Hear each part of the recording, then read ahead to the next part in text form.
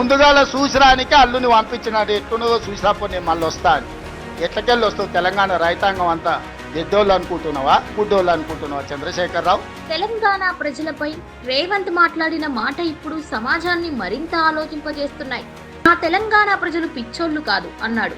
అవునండోయ్ CM గారు, నా తెలంగాణ జనం అప్పుడు ఇప్పుడు ఎప్పుడూ చైతన్యవంతులేనండోయ్. నేను తెలంగాణ జాతిపితను, నాకిక ఎదురే లేదు అని చెప్పుకున్నారు కేసీఆర్. అలాంటి ఆయనను ఫామ్ హౌస్ లో కూర్చోబెట్టింది వాళ్ళే, మీరు మాత్రం అస్సలు కాదు. ఆ మాటకొస్తే రేపు రేవంత్ను, ఆ పార్టీని మళ్లీ పాతాళానికి తొక్కేయడం ఎలాగో వారికి తెలుసు.